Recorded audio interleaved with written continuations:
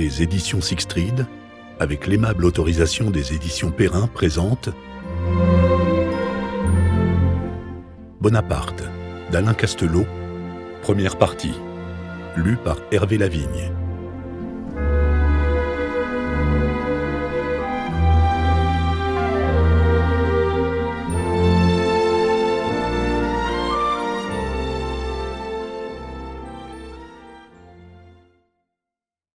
Quel roman que ma vie!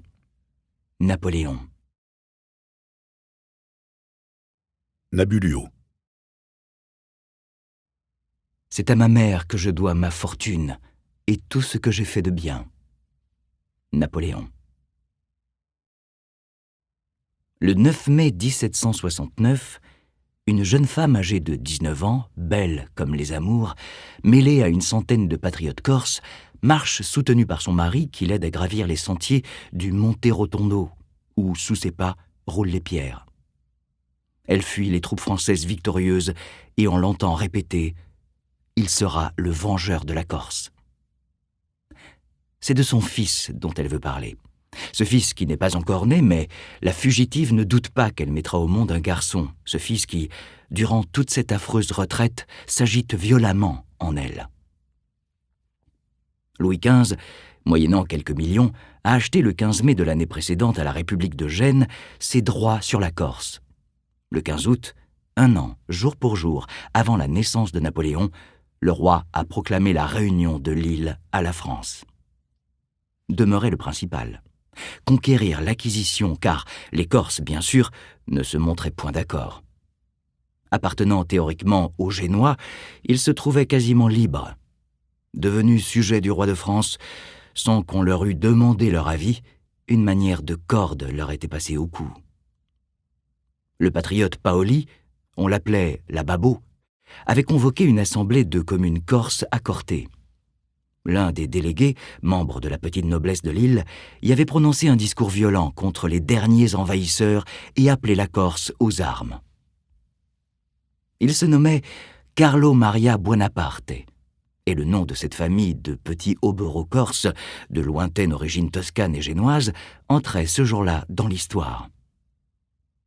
Carlo Maria était un homme intelligent, brillant même, mais léger, versatile, joueur, libertin, follement dépensier, alors que les ressources du ménage étaient absolument squelettiques. Intrigant surtout. Que ne ferait pas ce quémandeur infatigable pour obtenir place et pension? Ne se laissant rebuter par aucune rebuffade, souriant, sûr de lui, il campait avec aplomb, fatuité et élégance dans l'antichambre des gens en place et refusait de s'en aller avant d'avoir été entendu. Son éloquence se montrait d'ailleurs à droite et, au lendemain de la mainmise de la France sur l'île, jouant la carte paoliste, ses discours enflammaient l'auditoire. « Vaillante jeunesse !» disait-il devant les représentants des communes réunies par Paoli. « Voici le moment décisif. Si nous ne triomphons de la tempête qui nous menace, c'en est fait tout à la fois de notre nom et de notre gloire. Nous qui combattons pour nos propres intérêts, pour nos personnes, pour nos enfants, nous qui avons la gloire de nos pères à défendre, pourrions-nous balancer un moment à exposer notre vie ?» Paoli avait pour finir lancé sa protestation solennelle contre le débarquement des troupes de Louis XV. La guerre déclarée, le roi avait envoyé une expédition pour prendre possession de la Corse. Elle avait été battue et les survivants jetés à la mer. « Cette petite île étonnera le monde », s'était exclamé Jean-Jacques Rousseau avec admiration. Mais le 9 mai, les patriotes corses commandés par Pasquale et Paoli étaient vaincus à Ponte Nuovo. Louis XV avait, en effet, mis le poids nécessaire en expédiant dans l'île 22 000 hommes, à la tête desquels avait été placé le comte de Vaux.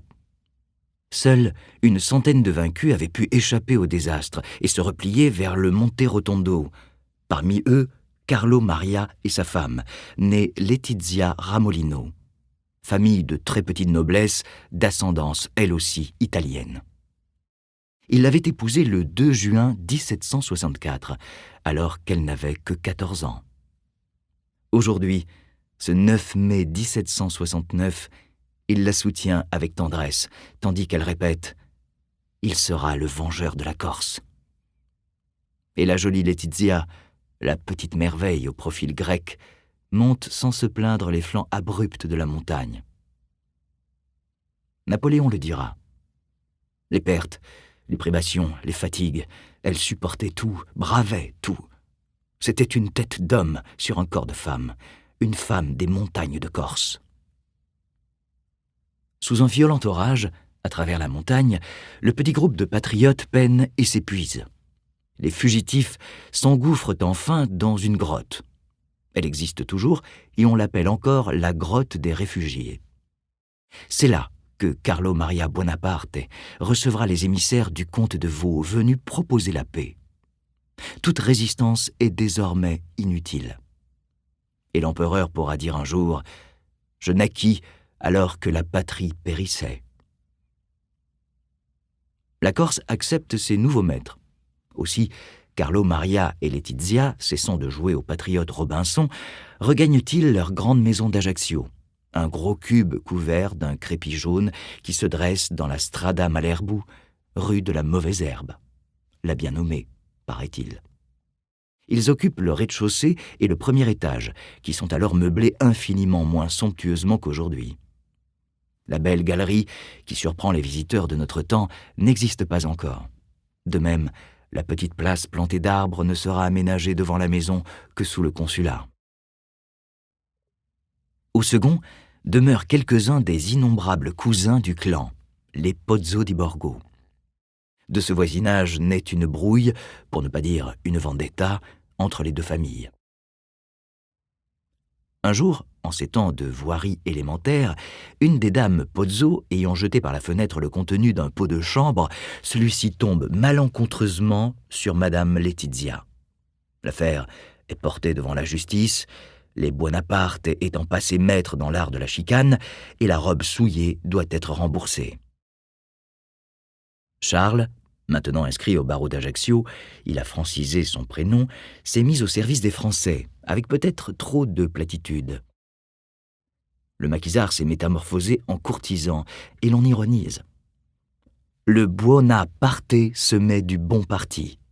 Son fils le jugera sévèrement plus tard, et lui reprochera d'avoir abandonné Paoli. Jamais je ne pardonnerai à mon père, qui a été son adjudant, d'avoir concouru à la réunion de la Corse à la France. Il aurait dû suivre sa fortune et succomber avec lui. Laetitia est-elle de cet avis? Approuve-t-elle l'esprit collaborationniste de son mari? Ma mère, dira Napoléon, au moment de la conquête était, comme tout le monde, très montée contre les Français. Elle voulait accoucher dans une caverne. Luciano, le pittoresque vieil oncle, archidiacre de la cathédrale d'Ajaccio, fera comprendre à sa nièce que l'époque de la résistance était révolue. Et peut-être M. de Marbeuf, gouverneur de l'île, ne fut pas étranger à ce revirement. Le marquis général de Marbeuf aurait été, selon certains, l'amant de Madame Laetitia. Et ce n'est peut-être pas impossible.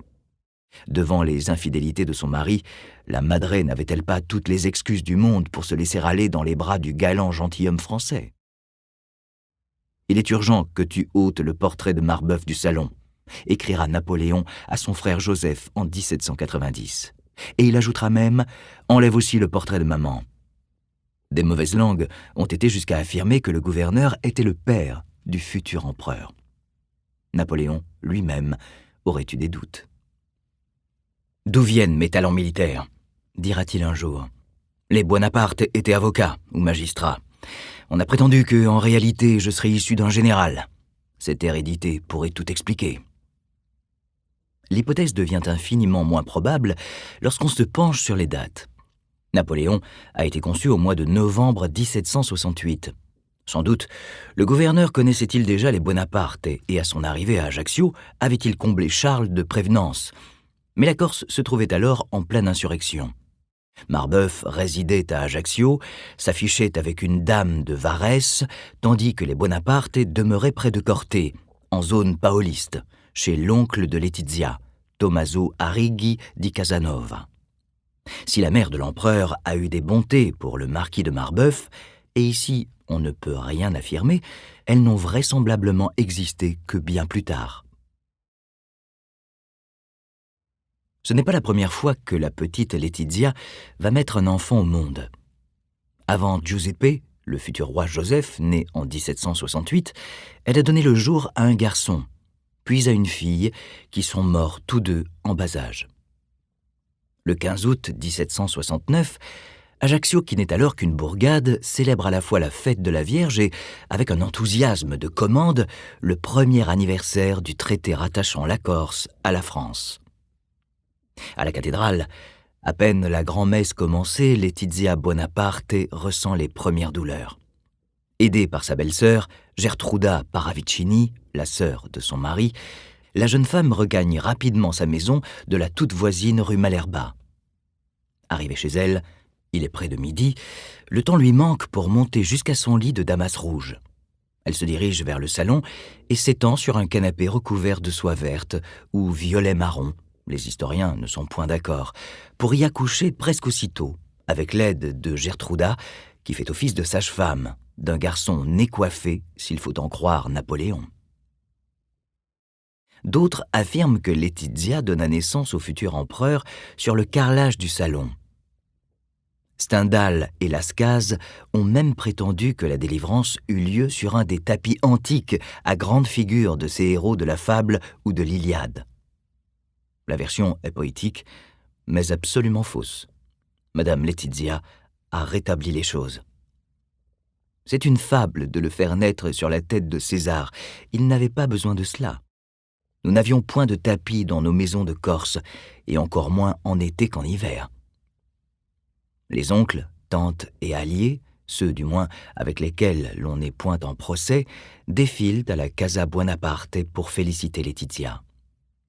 L'affluence rend la jeune mère toute fière, aussi fière que le jour de son mariage où elle avait été accompagnée à l'église par 50 de ses cousins, tous beaux hommes et forts.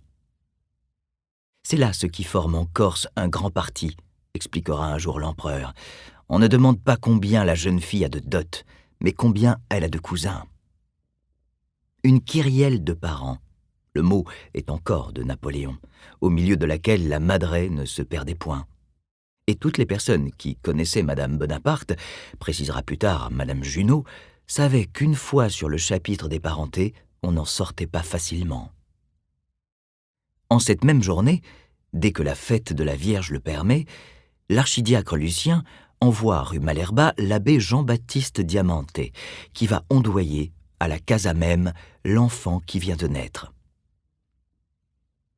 Quel prénom va-t-on lui donner ? Napoleone. La madré, elle prononçait Napoleone, nous donne la raison de ce choix étrange. Mon oncle Napoleone mourut quelques semaines avant Ponte Nuovo, mais il était venu à Corte pour combattre. C'est en souvenir de ce héros que j'ai donné son prénom à mon deuxième fils. Napoléon avait raison de dire « Ce nom était doué d'une vertu virile, poétique et redondante ».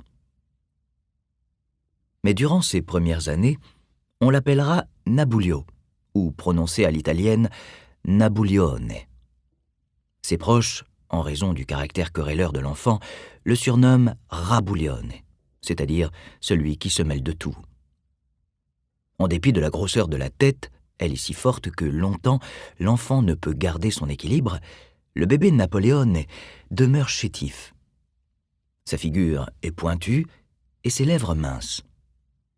Madame Laetitia allait elle-même le nouveau-né, mais s'adjoint les services d'une robuste campagnarde, Camilla Hilary, au caractère autoritaire et qui va chérir son nourrisson. À la grand-mère de Napoléon, Madame Buonaparte mère, elle répliquera un jour « Allez, madame, priez le bon Dieu, mais ne vous mêlez pas de mon petit, cela ne vous regarde pas. » La mère de Charles prie beaucoup, en effet. Ma belle-mère était si bonne, dira Madame Laetitia, que toutes les fois que je relevais de couches, elle se faisait une obligation d'entendre chaque matin une messe de plus, de sorte qu'elle en arriva au point d'entendre 9 messes par jour. Sur les 13 enfants que Laetitia a mis au monde en 19 années, 8, en effet, survivront. 8 enfants qui se partageront un jour des trônes et des principautés. Tous, sauf Lucien, Luciano, qui, en froid avec son frère, devra se contenter d'un titre de prince papal. Pour ses relevailles, la mère de Naboulio se rend à la cathédrale, où elle avait bien failli mettre au monde Napoléone, et elle offre, selon l'usage, un cierge, une pièce de monnaie et un petit pain. On attendra, pour baptiser le jeune Bonaparte, l'arrivée, au mois de juillet 1771, d'une petite sœur qui mourra d'ailleurs cette même année. À peu près à cette époque, Charles est nommé assesseur de la juridiction royale d'Ajaccio. Le traitement qu'il en retire est assez maigre, 900 livres. Le père de Napoléon, estimant n'être pas rétribué à sa juste valeur, va désormais faire porter tous ses efforts sur un point capital: que le royaume se charge de l'éducation gratuite de ses fils et qu'il leur octroie une bourse pour leurs études. En attendant de devenir boursier du roi, Naboulio est un petit bonhomme déchaîné. À son fils, le roi de Rome, il le dira: « Paresseux, à ton âge, je battais déjà Joseph. » J'étais querelleur, lutin, avouera-t-il. Rien ne m'imposait. Je ne craignais personne. Je battais l'un, j'égratignais l'autre. Je me rendais redoutable à tous. Mon frère était celui à qui j'avais le plus souvent affaire. Il était battu, grondé, mordu. Bien m'en prenait d'être alerte. Maman Laetitia eût réprimé mon humeur belliqueuse. Elle n'eût pas souffert mes algarades. Sa tendresse était sévère. Elle punissait le mal ou récompensait le bien indistinctement. Elle nous comptait tout. En cette première année du règne de Louis XVI, Naboulio, il est âgé de 5 ans, entre comme externe au pensionnat des sœurs Béguines d'Ajaccio, institution installée dans un ancien établissement de jésuites. C'est une école mixte, et le petit Napoléon, à peine arrivé, tombe, paraît-il, amoureux d'une élève, une douce petite fille prénommée Giacominetta. Madame Laetitia sourit, attendrie, et espère que cet amour précoce aura un effet heureux sur le caractère coléreux de son fils. Malheureusement, et l'empereur le dira plus tard, cet amour excita aussi la jalousie des autres petites filles. Celle-ci se venge en se moquant de l'écolier peu soigneux qui laisse tomber ses bas sur ses souliers, et elle lui chante ce refrain: « Napoleone di mezza calzetta fa l'amore a Giacominetta » jusqu'au jour où Naboulio, rageur, se jette sur les petites railleuses et leur administre une correction inoubliable. Il s'initie à l'alphabet, commence à épeler l'italien et apprend aussi à compter. On le dit surtout doué pour le calcul et capable de résoudre des petits problèmes surprenants pour son âge. Les sœurs Béguines en sont stupéfaites et l'ont surnommé le mathématicien. En récompense, toujours selon la tradition, elles le bourrent de sucreries et de confitures. Il semble cependant que l'enseignement des Béguines ne dut pas être poussé aussi loin que la légende l'affirme, du moins pour les autres matières. Dans son testament, l'empereur tracera en effet ces mots: « 20 000 francs à l'abbé Réco, professeur d'Ajaccio, qui m'a appris à lire, en cas de mort à son plus proche héritier. » C'est donc l'abbé Réco qui sera son premier maître. Naboulio, quittant les religieuses, demeurera 4 ans à l'école de l'abbé et ne sera pas, tout d'abord, un élève exceptionnel. Madame Mère précisera même: « Au début de ses études, Napoléon fut celui de mes enfants qui me donna le moins d'espérance. Il resta longtemps avant d'avoir quelque succès. Quand, plus tard, il reçut enfin une bonne attestation de ses maîtres, il me l'apporta avec empressement. Après me l'avoir montrée, il la posa sur une chaise et s'assit dessus avec la fierté d'un triomphateur. » Il est fort mal placé en instruction religieuse. L'abbé, pas plus que les Béguines, n'en feront un catholique fervent. Il ne sera point athée, et c'est là tout. Naboulio est un petit garçon comme les autres. Avec sa sœur Pauline, il s'amuse à imiter la démarche de sa grand-mère Fèche, qui, assez courbée, s'appuie en marchant sur une canne. La vieille dame s'en plaint à sa fille Laetitia, qui prend mal la chose. « Madame, rapportera l'empereur, bien qu'elle nous aimât beaucoup, ne plaisantez pas, et je vis à ses yeux que mon affaire n'était pas bonne. » Pauline ne tarda pas à recevoir la sienne, parce que des jupons sont plus faciles à relever qu'une culotte à déboutonner. Le soir, elle essaya sur moi, mais en vain. Je crus en être quitte. Le lendemain, elle me repoussa, lorsque je fus pour l'embrasser. Enfin, je n'y pensais plus, lorsque dans la journée, madame me dit « Napoléon, tu es invité à dîner chez le gouverneur, va t'habiller. » Je monte, bien satisfait d'aller dîner avec les officiers, et je ne fus pas long à me déshabiller. Mais madame était le chat guettant la souris. Elle entre subitement, ferme la porte sur elle.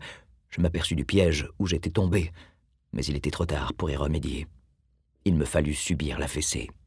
« Je n'ai jamais pu oublier cela », racontera-t-il à Sainte-Hélène au grand maréchal Bertrand, et le reprocher à ma mère à l'île d'Elbe. Comment tromper un enfant, lui faire croire qu'il va à une fête pour ensuite lui donner le fouet. Il ne pardonna pas non plus à la madré de l'avoir envoyé au café pour espionner Charles-Marie. « Va voir si ton père joue. » Il fut un jour accusé par une de ses sœurs, racontera alors Junot, d'avoir mangé une grande corbeille de raisins, de figues et de cédrats. Ces fruits venaient d'un jardin de l'oncle le chanoine. Or, il faut avoir vécu dans l'intérieur de la famille Bonaparte pour comprendre la grandeur du méfait d'avoir mangé des fruits de la vigne de l'oncle le chanoine. C'était bien plus criminel que d'avoir mangé des raisins ou des figues d'un autre. Enfin, grand interrogatoire. Et comme Napoléon niait, il fut fouetté. On lui dit de demander grâce, que s'il le faisait, on lui pardonnerait. Il avait beau dire qu'il était innocent, on ne le croyait pas, et le pauvre petit postérieur était abîmé de coups. Le résultat de son obstination fut d'être 3 jours entiers sans manger autre chose qu'un peu de pain et du fromage, qui n'était pas du broccio. Néanmoins, il n'en pleura pas. Il était triste, mais non pas boudeur. Enfin, le 4e jour, une petite amie de Marianne Bonaparte, la future Élisa, revient de la vigne de son père et, ayant appris ce qui s'était passé, alla s'accuser et dire que c'était elle et Marianne qui avaient expédié la corbeille de figues et de raisins. Ce fut le tour de Marianne d'être punie. On demanda à Napoléon pour quelle raison il n'avait pas dénoncé sa sœur. Il répondit qu'il ne savait pas que ce fût elle qui était coupable. Cependant, qu'il s'en doutait, mais que, en considération de la petite amie qui n'avait pas trempé dans le mensonge, il n'aurait rien dit. Il est bien difficile, après 2 siècles, de démêler vérité et fiction à travers tant et tant de récits attendrissants. Est-il exact que de tous les jeux, le jeune Napoléon ait préféré ceux de la guerre? On affirme que, presque chaque soir, il se dirigeait vers la citadelle pour y assister aux manœuvres. Est-il vrai aussi qu'il entraînait une troupe de gamins en dehors de la ville où il engageait le combat avec les Borgigiani, les enfants du faubourg? Dans ses souvenirs, dictés à Rosa Mellini, Madame Mère racontera qu'elle avait acheté à Naboulio un tambour et un sabre de bois. Elle aurait également mis à la disposition de ses enfants une grande pièce qui leur servait de salle de jeu, et où le futur Napoléon, s'il faut toujours en croire la légende, faisait manœuvrer ses frères. Lorsque Laetitia le réprimandait au sujet de ses vêtements en loques et de son aspect débraillé, il répondait, on le répétera plus tard bien sûr, « C'est pour mieux m'exercer à la carrière de soldat ». Le matin, Naboulio partait pour l'école. Il emportait un pain blanc que sa mère lui avait remis pour son goûter. Or, Madame Bonaparte apprit un jour que son fils échangeait bien souvent ce pain à un soldat contre un morceau de pain de munition. À ses reproches, l'enfant aurait répliqué « Puisqu'un jour je dois être soldat, il convient que je m'habitue à manger de ce pain. » Où commence la légende? Où finit-elle? Durant les récréations, l'abbé Récaud, féru de l'Antiquité, faisait jouer à ses élèves les rôles des Romains et des Carthaginois. Naboulio, se sentant plutôt l'âme d'un Romain, demanda à son frère Joseph, qui avait été affecté à ce dernier camp, de lui céder sa place. Joseph refusa, puis, harcelé, finit par accepter et, on s'en doute, Napoléon, avec assurance, reprit le premier rang et mena ses légionnaires à la victoire. On vit chichement à la Casa Buonaparte. « Tu seras pauvre », explique la madre à Napoléon. « Mais il vaut mieux avoir un beau salon, un bel habit, un beau cheval et paraître à l'extérieur, et ensuite manger du pain chez soi. » Elle me donnait de l'orgueil et me prêchait la raison, dira son fils. Laetitia était surtout d'une avarice sordide, dont elle ne parviendra jamais à se défaire. Elle le saura encore lorsque l'opulence sera venue. Elle était par trop parcimonieuse, c'en était ridicule, dira Napoléon. J'ai été jusqu'à lui offrir des sommes considérables par mois si elle voulait les distribuer. Elle voulait bien les recevoir, mais pourvu, disait-elle, qu'elle fût maîtresse de les garder. Dans le fond, tout cela n'était qu'excès de prévoyance de sa part. Toute sa peur était de se retrouver un jour sans rien. Elle avait connu le besoin, et ces terribles moments ne lui sortaient pas de la pensée. Le célèbre « pourvu que ça dure » semble bien ne pas avoir été inventé. Il est juste de dire d'ailleurs, poursuivait l'empereur, qu'elle donnait beaucoup à ses enfants dans le secret. Du reste, cette même femme à laquelle on eût si difficilement arraché un écu eût tout donné pour préparer mon retour de l'île d'Elbe. Et après Waterloo, elle m'eût remis entre les mains tout ce qu'elle possédait pour aider à rétablir mes affaires. Elle me l'a offert.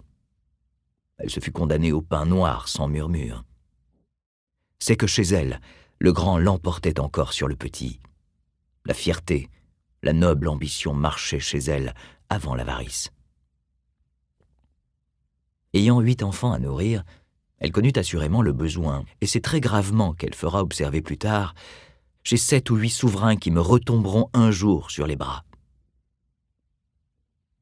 En attendant que commence l'épopée, les Bonaparte sont sans fortune, et Charles espère toujours obtenir des bourses pour ses 2 garçons, Joseph et Napoléon. Il lui faut, pour recevoir cette faveur, justifier de 4 degrés de noblesse. Le père du futur empereur ne rencontre aucune difficulté pour rassembler ses preuves de bon gentilhomme. Il peut fournir ses armes.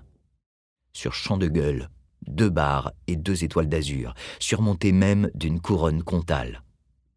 À t'en faire. Charles-Marie expédie également un extrait des lettres de noblesse délivrées à son père Giuseppe le 18 mai 1757 par le grand-duc de Toscane. Des lettres patentes signées par l'archevêque de Pise en date du 30 novembre 1769 et enfin un arrêt du Conseil judiciaire de la Corse du 30 septembre 1771 déclarant « La famille Bonaparte est noble de noblesse prouvée au-delà de 200 années ». La famille, s'il faut en croire Napoléon à Sainte-Hélène, aurait même été alliée aux Médicis et aux Orsini. Qu'importe, ajoutera-t-il d'ailleurs en haussant les épaules. Nous étions de petits gentilshommes de fortune. Charles croit enfin recevoir les 2 bourses et toucher le fruit de ses efforts lorsque le juge d'armes d'Hozier de Sérigny éprouve le besoin de lui poser un certain nombre de questions. Dans les actes que vous soumettez, votre nom est constamment écrit sans être précédé de l'article 2. Cependant, vous signez 2 Bonaparte. La République de Gênes, répondra le père de Napoléon, depuis 200 ans, a donné à mon ancêtre Jérôme le titre de Egregius Hieronymus de Buonaparte. Cet article 2 a été omis, n'étant presque pas d'usage en Italie. L'arrêt de noblesse de 1771 donne à votre famille le nom Bonaparte et non Buonaparte. L'orthographe de mon nom de famille est Buonaparte. Comment faut-il traduire en français le nom de baptême de votre fils, Napoléon, en italien? Charles Bonaparte comprend-il ou ne veut-il pas comprendre? Il répond simplement « Le nom Napoléon est italien ». D'Hozier de Sérigny s'incline enfin et les 2 aînés du gentilhomme corse deviennent boursiers du roi. Sur la recommandation de M. de Marbeuf, le ministre de la guerre, le prince de Montbarret, désigne Napoléon pour être inscrit dans une école militaire, tandis que Joseph, dont on voulait alors faire un ecclésiastique, entrera au séminaire d'Autun. Charles Bonaparte est nommé député de la noblesse de Corse pour la session de 1778. Il doit rejoindre Versailles et va profiter de ce voyage, dont les frais lui seront remboursés, pour emmener ses 2 fils et les laisser en passant au collège d'Autun, aujourd'hui lycée Bonaparte, où ils entreront grâce à la protection de l'évêque de Marbeuf, frère du gouverneur de la Corse. De là, Napoléon se rendra à l'école militaire qui lui sera désignée. Le départ est fixé au 15 décembre. La veille, Napoléon et son frère sont conduits par leur mère chez les lazaristes d'Ajaccio. Un père lazariste, ami de la famille, bénit les 2 enfants, nouveaux élèves du roi. Et le lendemain, une véritable petite colonie quitte Ajaccio. Outre les 2 boursiers, Charles emmène son jeune beau-frère, Giuseppe Fesch, le futur cardinal, qui a pu obtenir une place au séminaire d'Aix, et le cousin Varèse, nommé sous-diacre à la cathédrale d'Autun. Nous couchâmes le premier jour à Bastia, dans une mauvaise auberge, racontera l'empereur. Il vint un homme âgé qui arrangea des matelas par terre. Il n'y en avait pas assez pour nous tous. Le lendemain, nous allâmes au port pour prendre le bateau. De ce bateau, il verra bientôt se profiler à l'horizon la silhouette de l'île d'Elbe, où manquera un jour s'achever la course du météore. Les voyageurs débarquent à La Spezia, ou à Livourne, puis de là gagnent la France par Gênes. Le jour de Noël, le petit groupe atteint Marseille et se dirige ensuite vers Lyon, où il prend la route du Beaujolais. Villefranche fit la conquête de Charles-Marie. Voilà quel sot amour-propre nous avons de notre pays. Nous parlons avec orgueil de la grande rue d'Ajaccio, et dans cette ville, nous voyons une rue aussi large et aussi belle. Le 1er janvier, Charles laisse ses 2 fils et l'abbé Varèse à Autun, puis se rend à Paris.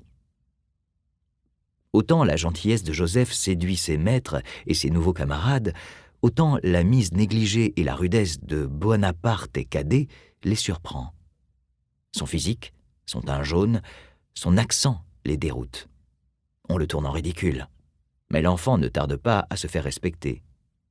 À l'un de ses camarades qui se moque des combattants corses, il lance « Si les Français avaient été 4 contre 1, ils n'auraient jamais eu la Corse, mais ils étaient 10 contre 1. » Au père Chardon, son professeur, qui lui demande « Comment se fait-il que vous ayez été battu ?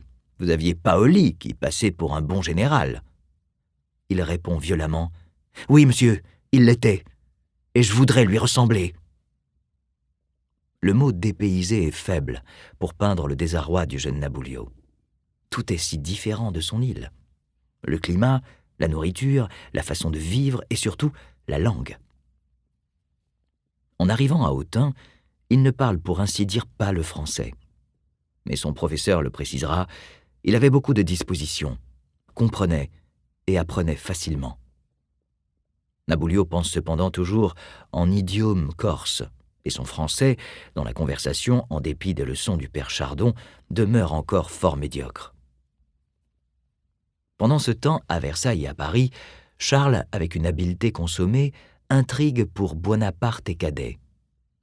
On veut faire plaisir à la noblesse corse ralliée à la France, et bientôt, l'adroit solliciteur reçoit cette lettre en date du 28 mars 1779, signée par le prince de Montbarret, ministre de la guerre.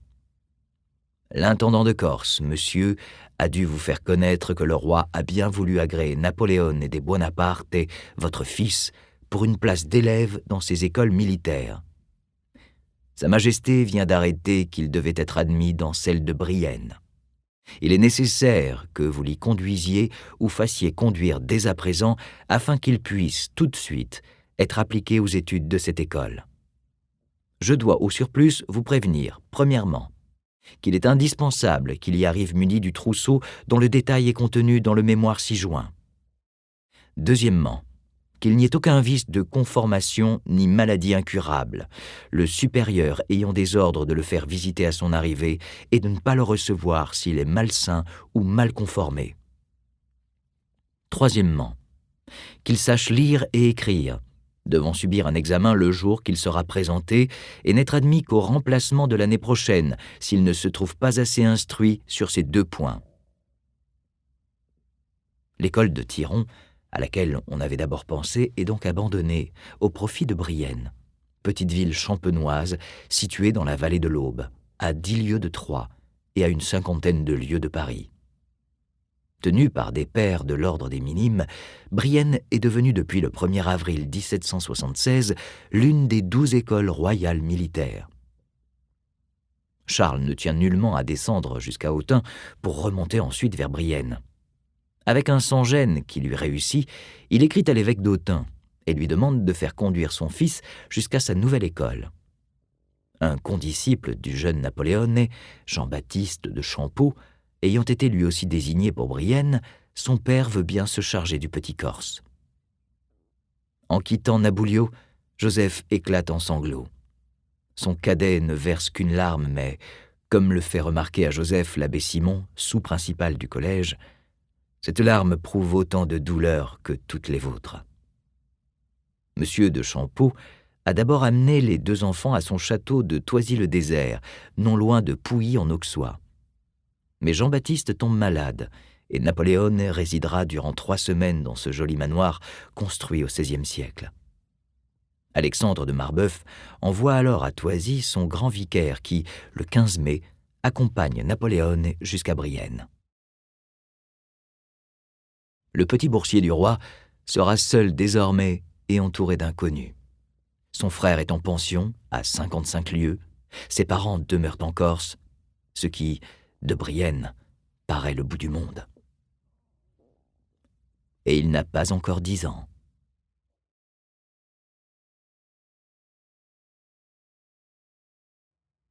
La Paillonnée.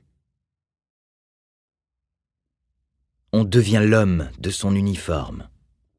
Napoléon. Un soir du mois de mai 1779, l'abbé Amet d'Auberive, grand vicaire de M. l'archevêque d'Autun, pousse la petite grille grinçante de la modeste école militaire de Brienne, qui existe seulement depuis 2 années. Devant lui, conduisant au bâtiment principal, s'ouvre, et s'ouvre toujours, une minuscule allée de 8 tilleuls dont les branches, à force d'être taillées, sont maintenant devenues toutes nouées et tourmentées. Il pousse la porte de bois à double vantaux et, après avoir traversé un couloir dallé, pénètre dans une pièce lambrissée éclairée par 2 larges fenêtres. Le parloir, que l'on peut encore voir aujourd'hui. Là, il est accueilli par le supérieur de l'établissement, le père Leleu. Le prêtre s'efface. Derrière lui, tout intimidé, se tient un petit Corse de 10 ans, farouche, chétif et mal peigné. « Comment vous nommez-vous »« Napoléon de Buonaparte » C'est ainsi que le futur empereur prononçait son nom. Et, tout à l'heure, lorsque le supérieur lui aura dit, suivant la coutume, « Allez retrouver vos petits camarades », les petits camarades éclateront de rire devant le nouveau venu en répétant « Napoléon, la Paillonnée, la Paillonnée ». Le surnom lui restera. Pour les amoureux du passé, il est bien émouvant d'errer à travers les restes de la petite école de Brienne où l'arrière-cadet Buonaparte, ainsi qu'il signe maintenant ses lettres, a cessé d'être un enfant. « Qui êtes-vous donc, monsieur, pour me répondre de la sorte ?» lui dira l'année suivante l'un de ses professeurs en le voyant s'insurger contre une réprimande qu'il estime injuste. « Qui je suis ?» répondra-t-il. « Un homme !» L'école avait été autrefois un couvent, et cette ancienne affectation a donné au seul bâtiment subsistant une maison délabrée tout en longueur, coiffée de tuiles plates moussues, percée de nombreuses fenêtres à petits carreaux et adossée à une chapelle désaffectée, un petit air attendrissant de presbytère abandonné. On imagine le cadet, habit bleu barbeau aux parements et revers rouges, boutons blancs aux armes de l'école, culottes noires ou bleues. On l'imagine rêvant sous les tilleuls qui viennent alors d'être plantés, ou montant 4 à 4 l'escalier qui existe toujours, les marches branlantes et usées, et qui conduisait alors aux cellules monacales, car il n'y avait point de dortoir. Si le trousseau a dû être payé par les parents, les minimes ont fourni au petit Corse les livres, le papier et, pour les menus plaisirs, 20 sous par mois jusqu'à 12 ans, et 40 sous au-dessus de 12 ans. L'école est une institution moderne, où doit souffler l'esprit nouveau. C'est ainsi, Louis XVI l'exige, qu'il ne doit y avoir aucune différence de traitement entre les boursiers et les élèves payants. Le roi, voulant donner aux enfants de la noblesse les précieux avantages de l'instruction publique, entendant les mêler avec les enfants des autres classes, ployer leur caractère, étouffer l'orgueil que trop souvent ils confondent avec l'élévation, leur apprendre à considérer d'un point de vue plus juste tous les ordres de la société. Les élèves se lèvent à 6 heures et se couchent à 10. Une assez large part est donnée à l'étude des fortifications, aux cours d'escrime, de danse et même aux exercices de maintien. Le jeune Napoléon est placé en classe de 7e. Son entourage le déconcerte et il a toujours le sentiment d'être un étranger. Ses condisciples appartiennent à la noblesse du royaume et sont plus prompts encore que les petits bourgeois d'Autun à se moquer et à s'esclaffer devant ce sauvage silencieux. Sombre et même farouche, a raconté l'un de ses camarades. Renfermé presque toujours en lui-même, on eût dit qu'étant sorti tout récemment d'une forêt et s'étant soustrait jusqu'alors au regard de ses semblables, il éprouvait pour la première fois un sentiment de surprise et de méfiance. Aigri par les moqueries, sombre et sévère, d'un commerce difficile, irascible, d'une sensibilité à fleur de peau, jaloux de son indépendance, Napoléon n'aime guère que l'on vienne troubler sa tranquillité. Le principal, le père Berton, a mis à sa disposition un jardinet, et il vient rêver, seul, dans la petite tonnelle qu'il s'est aménagée au milieu des chèvrefeuilles. Là, il se trouve loin des quolibets, des éternelles plaisanteries des élèves pour qui le nom de Corse est presque une injure. À ceux qui le blessent ainsi, il crie qu'il les déteste. À Bourrienne, l'un des rares avec lesquels il se livre, il répète « Je ferai tout le mal que je pourrai à les Français ». Napoléon comptera bien plus tard, à Sainte-Hélène, qu'un jour d'hiver, à son grand étonnement, il trouve son pot à eau gelé. Immédiatement, il fronce les sourcils et crie. Un éclat de rire lui répond et les moqueries de fusée, le surveillant survient. Pourquoi vous moquez-vous de monsieur? Il est né dans un pays où il n'y a pas de glace. Il n'en a jamais vu. Il est assurément l'élève le plus orgueilleux de l'école. Peut-être parce que ses camarades, dont les parents portent des titres ronflants, regardent avec condescendance ce fils de petit hobereau corse. Voulant le punir pour on ne sait quelle faute, un maître de quartier condamne l'enfant à porter un habit de bure, une des punitions en vigueur à l'école, et à dîner à genoux à la porte du réfectoire. Sous les yeux de tous, Napoléon entre dans la pièce. Il est pâle, tendu, crispé, les yeux fixes. « À genoux, monsieur !» Il est alors pris d'un vomissement subit et d'une violente attaque de nerfs. Il trépigne en hurlant « Je dînerai debout, monsieur, et non à genoux. Dans ma famille, on ne s'agenouille que devant Dieu. » Le surveillant veut passer outre et contraindre l'enfant par la force. Napoléon se roule alors par terre, en hurlant à travers ses sanglots « N'est-ce pas, maman? Devant Dieu! Devant Dieu !» Il faut la venue du supérieur pour mettre fin à la scène et arracher le cadet à son supplice. Pour la fête du roi, en 1782, les pensionnaires ont monté la mort de César. Le cadet Napoléon est officier de jour lorsqu'un autre élève, à qui est dévolu le rôle de sergent de poste, vient l'avertir que la femme du concierge se présentait sans carte d'invitation à l'entrée de la salle et faisait du bruit dans l'espérance de passer outre. Napoléon lance alors d'une voix impérieuse « Qu'on éloigne cette femme qui apporte ici la licence des camps !» Afin d'habituer les élèves à la hiérarchie militaire, les pères ont divisé les enfants en bataillons et en compagnies, dont les chefs sont désignés parmi les pensionnaires. Bonaparte reçoit le rang de capitaine. Or, nous rapporte un condisciple de Napoléon, un conseil de guerre établi selon les règlements déclara que Bonaparte était indigne de commander ses camarades dont il dédaignait la bienveillance. Après avoir lu le jugement qui le dégradait et le rejetait au dernier rang du bataillon, on le dépouilla des marques distinctives de son rang. Bonaparte apparut insensible à l'affront. Ou du moins, il eut trop de fierté pour témoigner qu'il en fut affecté. Le cadet prend sa revanche au cours d'un hiver particulièrement rigoureux. Une épaisse couche de neige couvre la cour de récréation et empêche même d'y jouer. Les élèves doivent se contenter de faire les 100 pas dans une des pièces de l'école. Un jour, Napoléon explique à ses camarades qu'il s'amuserait bien autrement s'il voulait avec des pelles se frayer dans la grande cour différents passages au milieu des neiges, faire des ouvrages à cornes, creuser des tranchées et élever des parapets. Le premier travail fini, nous pourrons, déclare-t-il, nous diviser en pelotons, faire une espèce de siège et, comme l'inventeur de ce nouveau plaisir, je me charge de diriger les attaques.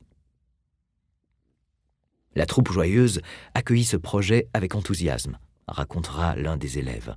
Il fut exécuté, et cette petite guerre simulée dura l'espace de 15 jours. Elle ne cessa que lorsque des graviers ou de petites pierres s'étant mêlées à la neige dont on se servait pour faire des boules, il en résulta que plusieurs pensionnaires, soit assiégeants, soit assiégés, furent assez grièvement blessés. Je me rappelle même que je fus un des élèves les plus maltraités par cette mitraille. Ces lignes sont de Bourrienne, qui sera un jour le secrétaire du général Bonaparte, puis du premier consul. Il y avait entre nous, racontera-t-il, une de ces sympathies du cœur qui s'établissent vite. Pierre-François, fils du baron Laugier de Bellecour, faillit devenir lui aussi son ami. C'est un fort joli garçon, trop joli même, et certains grands le trouvent à leur goût. Il devient bientôt l'une des nymphes les plus prisées de l'école. Nous le savons par les souvenirs d'un cadet de Brienne. Le vice était, paraît-il, l'apanage de toutes les maisons d'éducation de l'époque. Outre les commodités où l'on trouvait, malgré la surveillance et les précautions des minimes, le moyen de se réunir pour se livrer à ces infâmes plaisirs, on trouvait encore le moyen de se les procurer sous les tables d'études et de jeux. Lorsque Bonaparte découvre la dépravation de Laugier, il lui déclare « Vous avez des liaisons que je n'approuve pas. J'aimais vos mœurs pures. Vos nouveaux amis vous perdent. Choisissez donc entre eux et moi. » Pierre-François proteste. Ce sont des médisances. Le jeune Corse le croit et lui demande presque pardon de l'avoir injustement soupçonné. « Je suis toujours le même, » lui déclare-t-il, « et je vous considère comme mon ami le plus cher. » Napoléon se rend bientôt compte qu'il ne s'était pas trompé. Il se taira durant plusieurs années. Mais plus tard, en arrivant à l'école militaire de Paris, le cadet Bonaparte dira brutalement à Laugier « Monsieur, vous avez méprisé mes avis. C'était renoncer à mon amitié. Ne me parlez plus jamais. » Son plus cher désir est d'apprendre correctement le français afin que cessent les moqueries dont il est l'objet. Son professeur, le sous-principal Dupuis, obtient assez rapidement des progrès considérables, sauf en orthographe. Il est vrai que l'on avait bien du mal à s'en apercevoir, l'écriture de l'arrière-cadet ayant été, dès le début de ses études, parfaitement illisible. Ses maîtres ne pouvaient pas arriver à lire ses compositions, nous rapportera son camarade Desmazis, et lui-même éprouvait des difficultés à se relire. Son écriture, négligence devenue habitude, paraîtra d'ailleurs de plus en plus indéchiffrable. Bien plus tard, sous l'Empire, un homme déjà âgé se présenta à Saint-Cloud et parvint à obtenir une audience particulière. Napoléon ne lui laissa pas le temps d'ouvrir la bouche. Déjà, les questions pleuvaient. « Qui êtes-vous ? D'où venez-vous ? Que voulez-vous » ? « Sire, » bredouilla le visiteur, « Sire, c'est moi, oui, c'est moi, qui ai eu l'honneur, oui, l'honneur, de donner à votre majesté à Brienne pendant 15 mois des leçons d'écriture. » L'empereur l'interrompra en éclatant de rire. « Ah, c'est vous, c'est vous. Eh bien, il n'y a pas de quoi s'en vanter. Le bel élève, ma foi, que vous avez dressé là. Je vous en fais mes compliments. » Cela ne l'empêchera pas d'accorder une pension de 1200 francs au malheureux professeur. À Brienne, Napoléon fait la grimace devant le latin et aborde même versions et thèmes avec répugnance et dégoût. Par contre, ses dons pour les mathématiques s'affirment.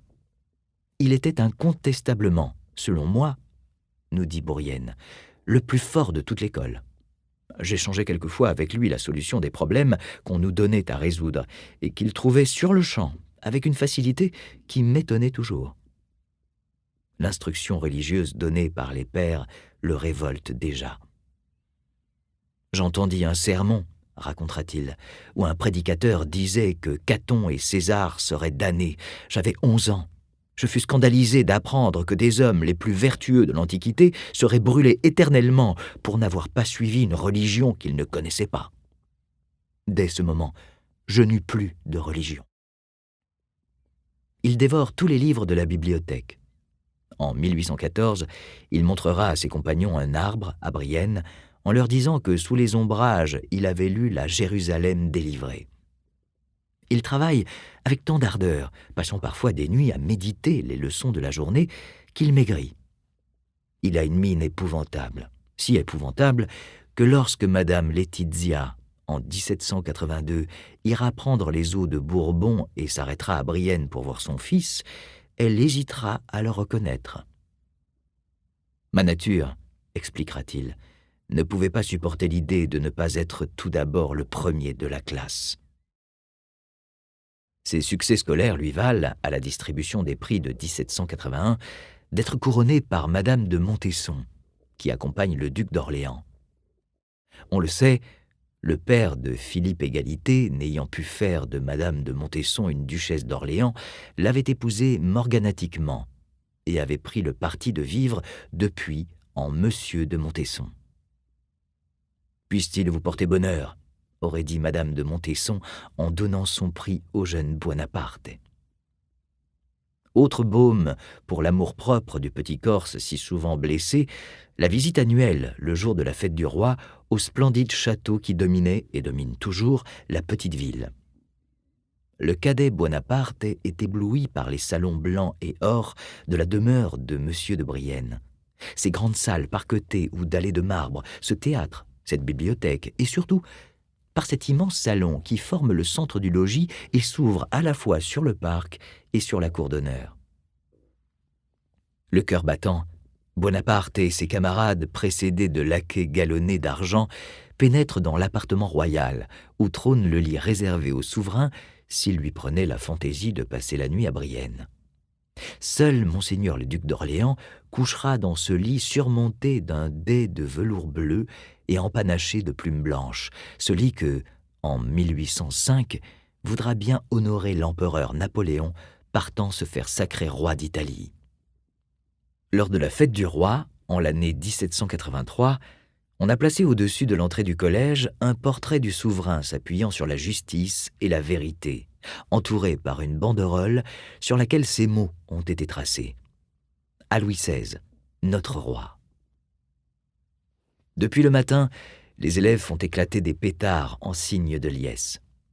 Tout cadet de 14 ans, nous raconte l'un des condisciples de Bonaparte, avait la permission d'acheter une certaine quantité de poudre pour la Saint-Louis, et pendant la quinzaine qui précédait ce jour de fête, tous les jeunes ayant cet âge préparaient en commun leur feu d'artifice. Tous les jeunes, sauf Napoléon, et qui, ce jour-là, s'est retiré dans la paix de son petit jardin, fuyant les manifestations bruyantes. Dans la soirée, une violente explosion se fait entendre. Une boîte de poudre a éclaté au milieu des élèves. L'explosion a fait une brèche dans le mur du jardin de Bonaparte.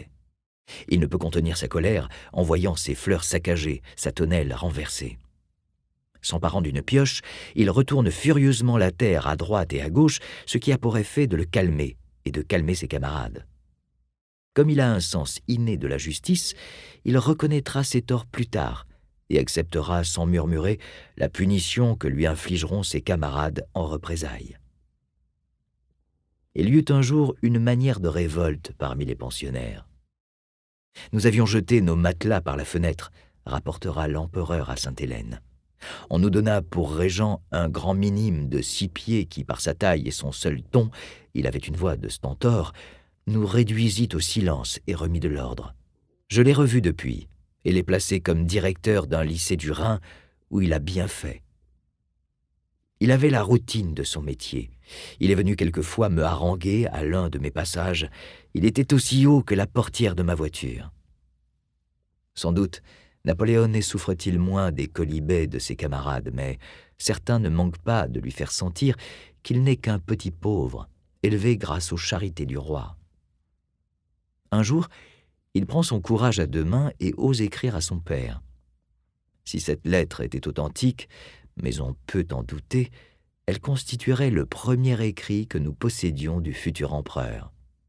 « Mon père, si vous, ou mes protecteurs, ne me donnez pas les moyens de me soutenir plus honorablement dans la maison où je suis, rappelez-moi près de vous et sur le champ.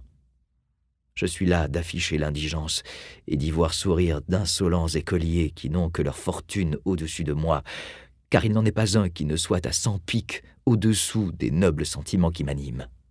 Et quoi, monsieur, votre fils serait continuellement le plastron de quelque noble paltoquet qui, fier des douceurs qu'il se donne, insulte en souriant aux privations que j'éprouve. Non, mon père, non.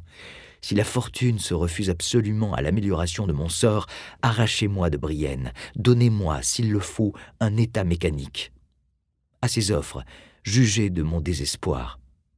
Cette lettre, veuillez le croire, n'est point dictée par le vain désir de me livrer à des amusements dispendieux. Je n'en suis pas du tout épris. J'éprouve seulement le besoin de montrer que j'ai les moyens de me les procurer comme mes compagnons d'études.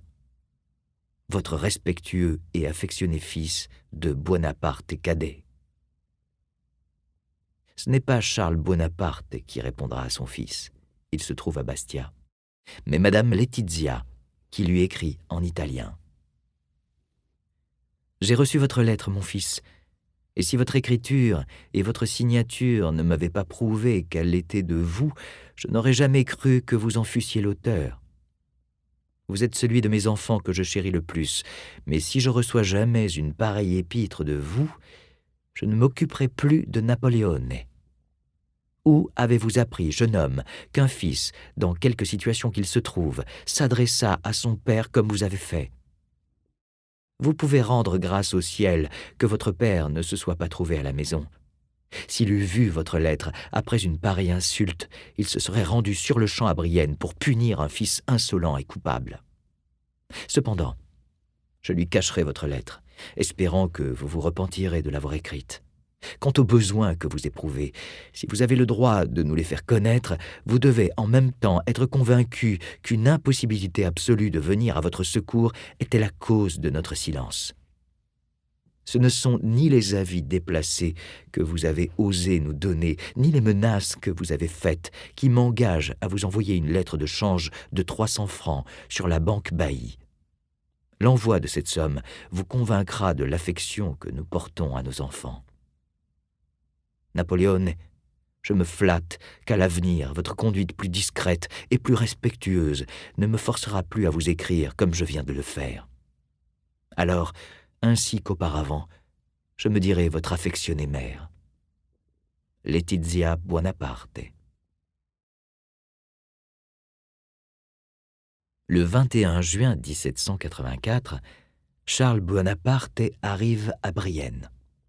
Il est accompagné de Lucien et de Marie-Anne qui va entrer à la maison royale de Saint-Louis à Saint-Cyr. Charles a belle allure. Son fils le racontera plus tard. Il est vêtu d'un habit cerise avec culotte puce, bas de soie, chaussures à boucles d'argent et, je crois bien, les cheveux frisés. La mémoire de l'empereur était bonne. Un témoin nous précise que Charles portait une perruque en fer à cheval avec une bourse et un double cordon de soie noire. Il affecte, Napoléon le remarque et en souffre, un peu trop de politesse, faisant assaut de courtoisie avec le moine, se disputant à qui passerait le premier aux portes. Pour l'orgueilleux cadet Napoléon, cette courtoisie est de la platitude. L'élégant Charles partit vers de nouvelles demandes de prébende et aussi vers des consultations médicales exigées par son état de santé, Napoléon écrit alors à son oncle Niccolo Paravicini.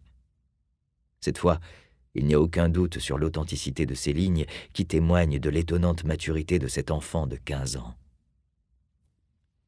Mon cher oncle, je vous écris pour vous informer du passage de mon cher père par Brienne, pour aller à Paris conduire Marianne à Saint-Cyr et tâcher de rétablir sa santé. Il est arrivé ici le 21 avec Luciano et les 2 demoiselles que vous avez vues. Il a laissé Luciano ici, qui est âgé de 9 ans et grand de 3 pieds 11 pouces 6 lignes. Il est en 6e pour le latin. Il faut espérer que ce sera un bon sujet. Il se porte bien, est gras, vif et étourdi, et pour le commencement, on est content de lui. Il sait très bien le français et a oublié l'italien tout à fait. Du reste, il va vous écrire derrière ma lettre.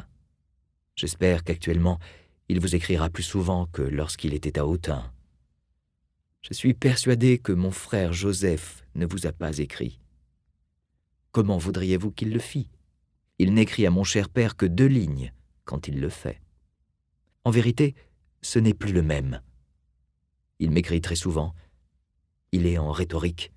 Le principal a dit à mon cher père qu'il n'avait dans le collège ni physicien, ni rhétoricien, ni philosophe qui eût autant de talent que lui, et qui fit si bien une version. Quant à l'État qu'il veut embrasser, l'ecclésiastique a été, comme vous le savez, le premier qu'il a choisi. Il a persisté dans cette résolution jusqu'à cette heure, où il veut servir le roi, en quoi il a bien tort pour plusieurs raisons.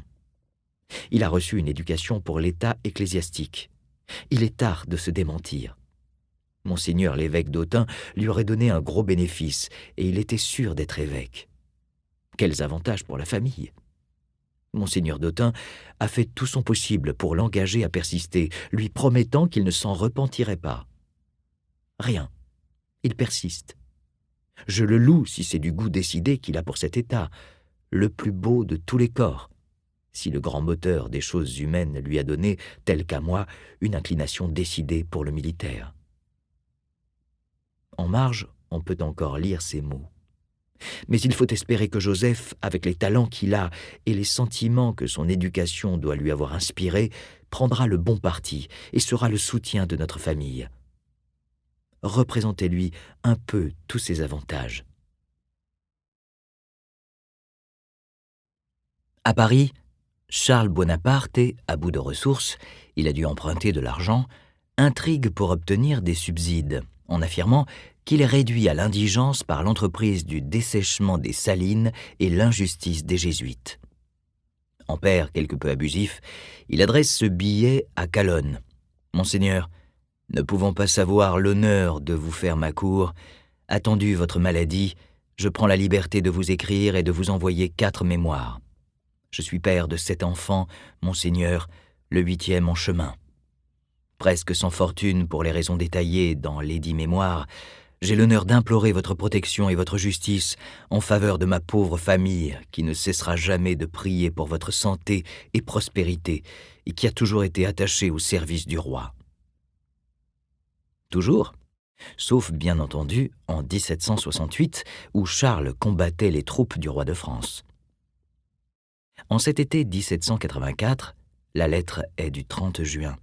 Le chef de la pauvre famille hante les bureaux afin d'obtenir une bourse d'élève officier d'artillerie pour Joseph, qui semble bien avoir définitivement abandonné ses projets d'entrer au séminaire. « Joseph peut venir ici », explique Napoléon à son père le 13 septembre 1784, « parce que le père Patro, mon maître de mathématiques, que vous connaissez, ne partira point.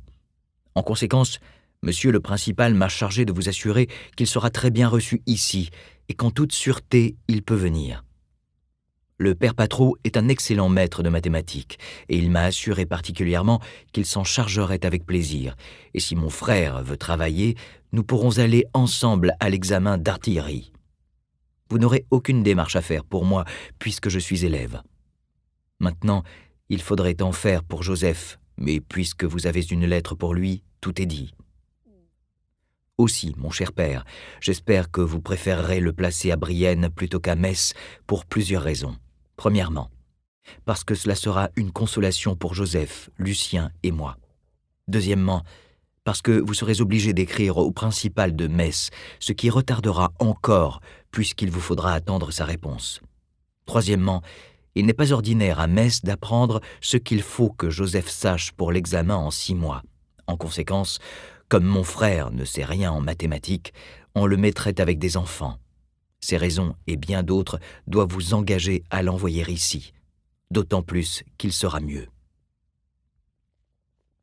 Dans cette même lettre, Buonaparte ajoutait « Le chevalier, c'est de Lucien dont il s'agit, vous embrasse de tout son cœur.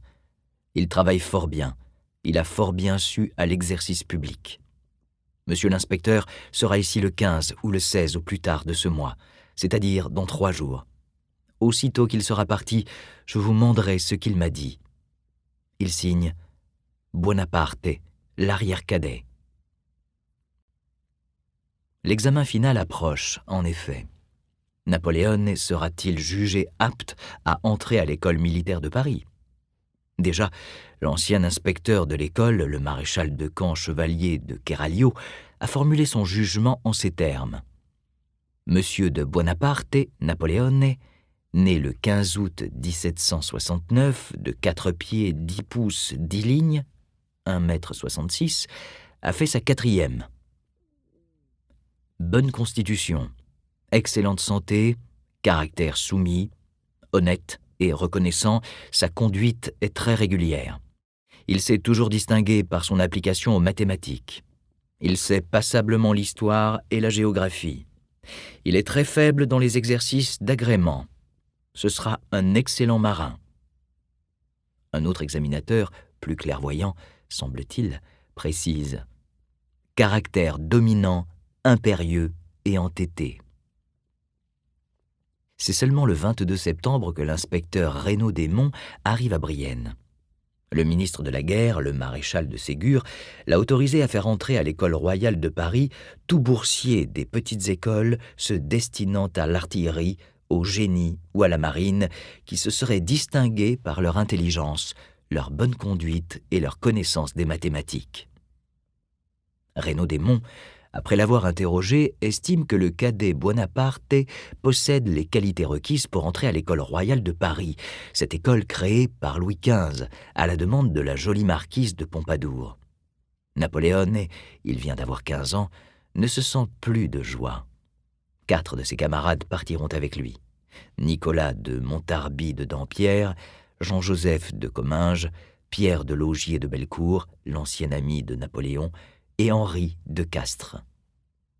Le 17 octobre 1784, M. Napoléon des Buonaparte, écuyer, fils de noble Charles-Marie de Buonaparte, quitte Brienne en malle-poste avec ses 4 camarades reçus comme lui. Le père Berton les accompagne. Le 18 octobre, après avoir passé la nuit à Arcis, Buonaparte et ses compagnons arrivent à Nogent-sur-Seine en fin d'après-midi. S'il faut en croire la tradition. Nous espérons que vous avez apprécié cet aperçu. Pour continuer à écouter ce livre audio sur Google Play Livres, utilisez le lien dans la description de la vidéo.